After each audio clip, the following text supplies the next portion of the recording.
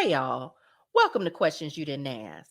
Did you know that this very spot could be showcasing your business or event? Whether it's an audio ad on our podcast or a visual ad on our new YouTube station, or even both, we've got the space for you. Niasha Fray Consulting is reaching a growing audience of over 1,000 leaders who are passionate about health equity, social justice, and civil rights activism. These are professionals just like you, working across higher education, research, healthcare, nonprofit, government, and even public health sectors. If you're ready to get your message in front of a dedicated and engaged audience, send me an email at niashafrayconsultingllc@gmail.com. Let's talk about how we can help you connect with the people who need to hear about your services and products that advance health equity and wellness. Don't miss out. Get in the mix and let's make an impact together.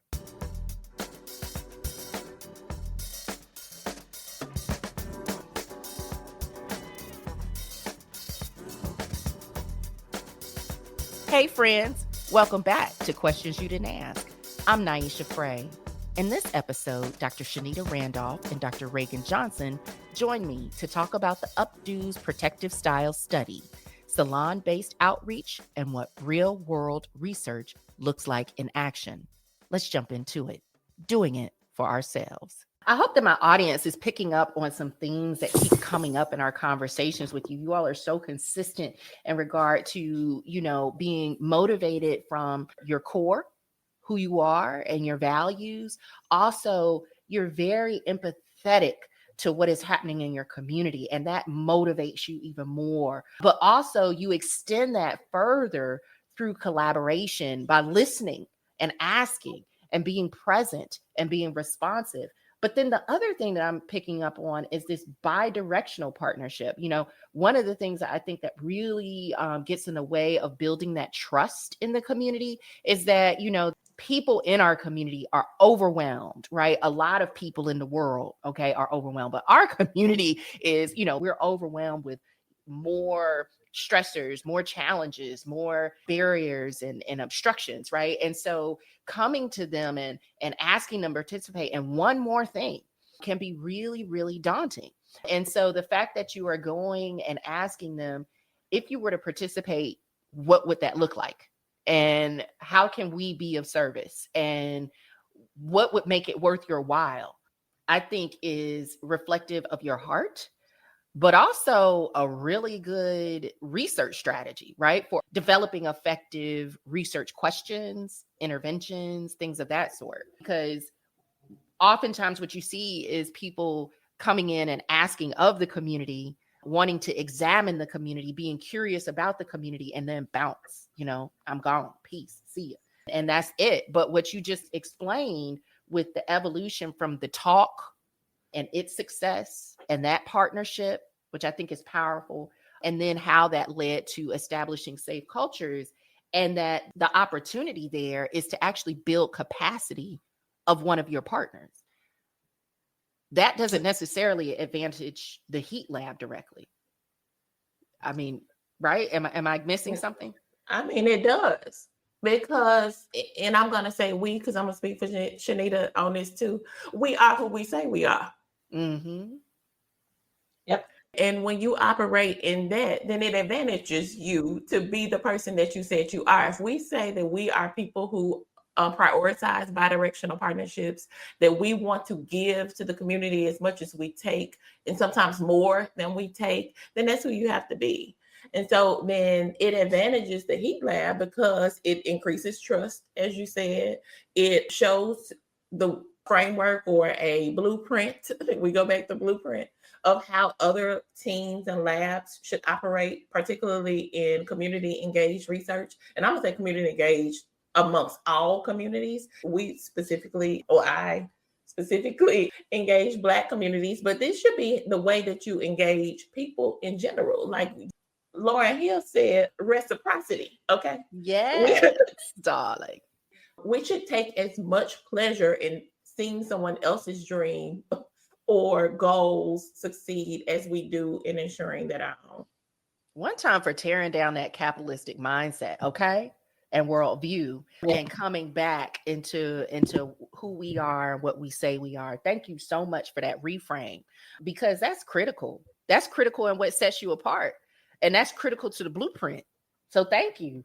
Stand 10 toes down on that. Yes, 10 toes down. Like, listen, and I think this is why, I mean, we really care about our mission. And I think this is, you know, as Ragan said, is who we are. I am appreciative if the work leads me to a promotion. But I really don't care about promotion and tenure aside from doing the work that I'm purposed to do. And you can't create that. Either you have that and that's who you are, or not. And that relates back to what Ragan said about her career choice, right? She said, I want to help my people. I think I want to do it through medicine.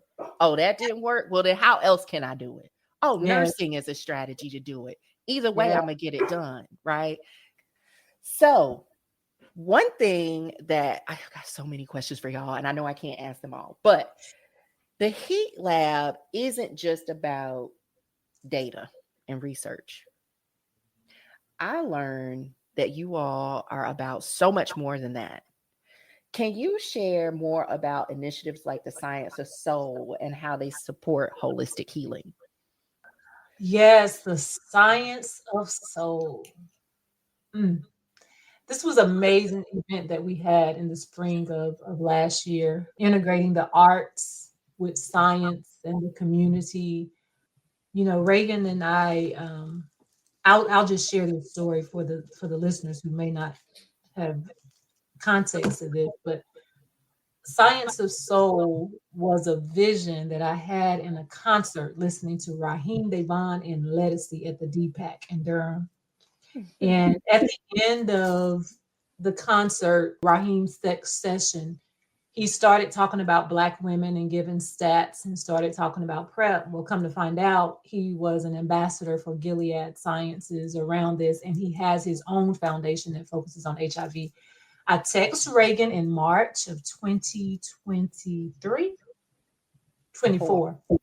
And I said, we're going to get Raheem Devon to Durham. That's what we're going to do. Well, March of 2025, he was here, and it was an amazing 2-day event. And when you talk about how they support holistic healing, we had TED Talks from community members that were paired with many TED Talks from clinicians and researchers on mental health, maternal child health, caregiving, HIV/AIDS. We had a community partner that shared her personal story with living with HIV. And followed by her, we had a researcher that talked about the research aspect of HIV. For this 2-day event, we had dancing, we had live music. Raheem did a mini concert for us. And it was a moment of healing that we did not recognize how much we needed it and how much the community needed it. It was a chance for us to understand science, understand these issues, have some resources to address them in our community, and doing that in such a way that brought us healing. And I think that as we are addressing, you know, even our work, how do we look at the whole self? How do we consider where people work, live, and play and socialize into our solutions? And so, you know, it is our goal to continue things like the Science of Soul. Yeah, I'm speechless. I'm sorry. Every time I think about it, like the impact that it had was just so great. And so we are planning now to look at sponsors to be able to support it in its next iteration. I'm so committed to it, though. If I gotta sell donuts and fish plates, I will make Science of Soul happen again in 2026. Well, y'all heard it here. We're looking for some sponsors for Science of Soul. Don't be shy. Come on, come through with your checks, your checkbooks. You know, we got to tap. Yeah. a debit card, something, we got you. So Yeah, come because through. unfortunately, in the climate that we're in now, with cuts in higher education and reprioritizing and organizations having to shift things, it's not going to be funded through the organization that funded it last year. And so we are having to rethink how we're going to make it happen. And that's a common theme for a lot of researchers and practitioners that do things to support health equity, addressing health disparities and marginalized communities, is that, that pivot. We've been talking about that quite a bit. How do we pivot? How do we shift? How do we change? How do we innovate in the midst of so much upheaval? And Ragan, you played a major role in bringing the Science of Soul together. What did that mean for you? How do you think it helped the community and the HEEAT Lab? Keep using the word benchmark and revolutionary and all of these words, but I think they really do fit what the HEEAT Lab has done, and Science of Soul was no different. I think the Science of Soul has the opportunity to change the way organizations, particularly academic organizations, partner with the community to disseminate information. The engaging nature of these mini TED Talks invoked a level of emotion that you saw in the room, but it also sparked curiosity. So from our evaluations, like, a lot of people expressed how much they learned and what they learned and what that led them to go look up for themselves. And that's the very nature of what we should be doing, right? We're conduits of education. We're conduits of health. Right? We're not there to just give all the answers. The people, what we said, ain't nobody coming to save us. We have to save ourselves. And this was a way that I see the community being able to do that, and us being able to play a part in the community saving themselves. You said a whole word there. Ain't nobody coming to save us. Nobody. And when we recognize that, we can develop innovations like these that educate, entertain, bridge together community members. Because Ryan Devon is a celebrity, a star, but he's also a community member. Like, he shared some personal stories throughout this that made him seem like everybody else in the room. I think people, until he started singing, everybody has started to believe, oh, he just, a regular person. He's normal like me. And he goes through the same things that I go through. And he made this decision. Maybe I should consider how I can make this decision for my health as well. And that's the tie that bind, right? Maybe that's what we need to, in this day and age where everybody's on social media, everybody is pop culture critics and lovers of pop culture, stands. And how do we use that in order to help people increase, advance health? If you're enjoying the show as much as we love creating it, consider showing your support by buying us a cup of coffee. Visit buymeacoffee.com/Niasha Fray O. That's buymeacoffee.com/Niasha Fray O. All one word. Each cup is just $5, and every single one helps us continue to produce, develop, and sustain the high quality content you've come to expect from Questions You Didn't Ask. Thank you for your continued support, and let's keep the conversation going. Yes. And one thing that I loved about being a part of the Science of Soul was how it brought people together from multiple sectors, right? Because you all had politicians from the federal level, from the state level, that either sent remarks, sent their staff, what have you. You had community folks, just everyday community folks that were welcome, whether it was in the academic, setting or in the community setting where we were ready to party. We ate, and everybody was on the same floor, right? Yeah. Everybody was able to talk and connect and engage in conversation, and people welcome that. I definitely felt very at home with both listening to Raheem speak and then engaging with him, even just for a picture, right? Because again, it seemed like he was really there because this was who he is, right? And what he wants to convey to other people that share his, his journey in different ways, right? So I think that that's just really important, that you all are facilitating these events that are very high quality, very, very well put together, very well organized, beautiful decorations, celebratory, and folks feel like they are a part of it, right? They're not just observing it from afar or being a fan, but you're a part of it. You are a part of the community. And so no matter where you're at, and I saw some pretty high level, well-known researchers, deans, what have you, and they were letting their hair down, right? They needed a space.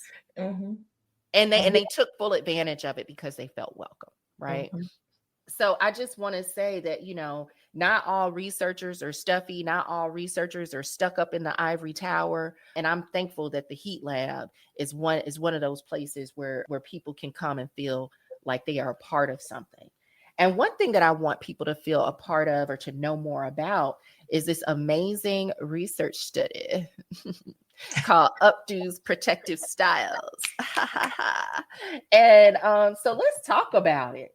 Schenita, what is it and how does it address health equity for Black women? Yeah, so HIV is still a thing. Let's start there.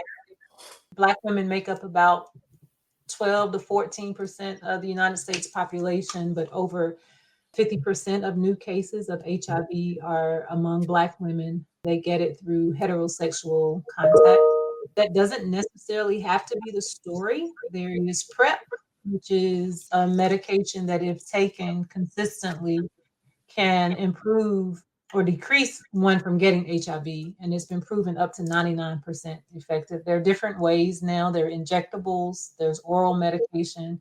But what we know is that it's been out since 2012, FDA approved. Less than 2% of Black women actually take PrEP for a number of reasons. So in the HEEAT Lab, we have with beauty salons, with stylists who have been consultants, and with Black women, we have co-created UPDOs, using PrEP, doing it for ourselves, Protective Styles.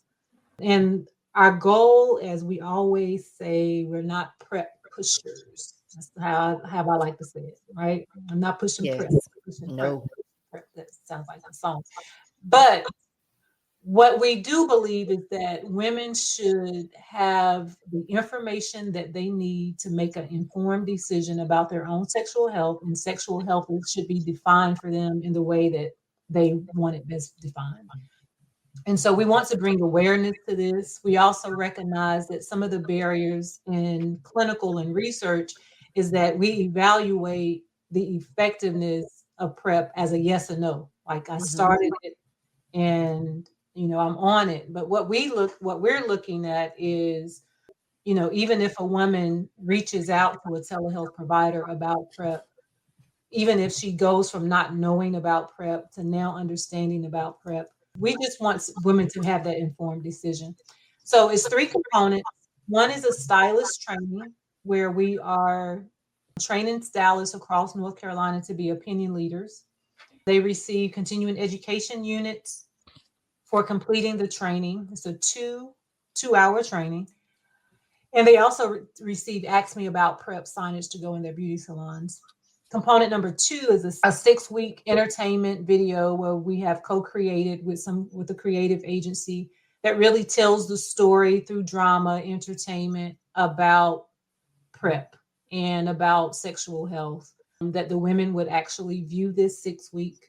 And then we've partnered with a telehealth agency where women can actually reach out in the privacy of their own home, talk to a telehealth provider, get HIV testing delivered to their home. And if they choose to, they could even have PrEP delivered to the home. Earlier, we were talking about how things change. Even in creating this, a lot of changes have happened. When we first started this project, there was only oral. Now there's injectable. When we first started, the agency, had funding to be able to offer it free. right? Now some things have shifted in government with Medicaid and Medicare, but we're still moving forward and shifting things as we need to around that. So that's UPDOs Protective Styles, using PrEP, doing it for ourselves. Awesome. Now, Ragan, I'm going to ask you, one thing that you all need to know about Ragan and Schenita is that these are some not just powerful Black women, but they are beautiful. When I say they be coiffed, okay? So tell us a little bit more about why beauty salons. I mean, we've talked a lot about your partnership, HEEAT Lab, with beauty salons and barbershops. Why them? Yeah, it's so crazy because everything goes back to my college days, right? So when I was in nursing school, I'm aging myself. So I worked at a pager shop, a beeper shop, a long time ago. Yeah. Okay. Very popular in the city. Like everybody came to this beeper shop. And right next door, a / beauty salon that everybody went to this barbershop beauty salon. There'd be 1 million people in there. So I needed to practice doing blood pressures. And the barber would be like, girl, just come in here and do all your blood pressures in here. And on Saturday mornings, I would camp out in the barbershop and do a ton. Anybody who let me practice blood pressures, that kind of just really gave me some kind of meaning to this is a good space to talk to people, educate people that they in there at that time, people would spend, hours in the shop. And then when I got into my master's program, I heard another researcher in Philly was doing a barbershop program around HIV specifically. And I was like, oh, that's super interesting to pair the two things that I'm interested in, the two things that I like. I like getting my head on. I like teaching people HIV and preventing HIV. And so that's kind of where it started with me, thinking of this as a good space to kind of share information, share education, and innovate. Because think about all the things that you hear in a beauty salon or a barbershop, all the things that you tell your stylist or your stylist my stylist tell me a lot too. So you get to know so much about the people who you're in community with, because that's a community, right? Yes. So that's what started it. And I think it's been a perfect, trusted place to engage in this work. That's awesome. I mean, I love what you said too about, this whole bi-directional thing has been planting a seed in you for a long time, right? Because here you are, a young person working towards your nursing degree, and you're also working, right? You got to go to work to pay for school or whatever it is that you need, right? It's your business. But but here is this barbershop. I mean, he is successful. Barbershop owner. Everybody loves his spot. And he cares about you and your education.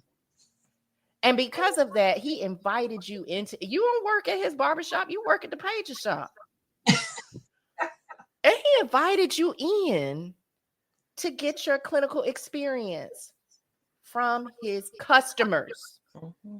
And you want to talk about informed consent, right? So you had to ask, because not everybody wanted to be bothered with you, right? Right. Now they can say no, but the barber, and rest in peace to the barber, Lindsey Brown, he'd be like, y'all gonna let Ragan do her blood pressure? Because this girl got to get her education. Because we need her. We need her to be great. Mm-hmm. We need her. And she gonna remember us when she finished and get on the other side. And here you are, co-director of the HEEAT Lab. Y'all give it up. Y'all give it up. Give it up. Give it up. Yeah, all right. Like, give it up for him, the other stylists, and all the patients. I'm calling them folks patients. The clients in the barbershops that allowed that. I'm so, so grateful for everybody who's been a part of my journey. You've been listening to Questions You Didn't Ask, hosted by Niasha Fray, with Dr. Schenita Randolph and Dr. Ragan Johnson. If you're inspired by doing it for ourselves, subscribe, like, comment, and share this episode. Find every episode and more about the HEEAT Lab at niashafray.com/podcast or on your favorite platform. Together, we're doing it for ourselves.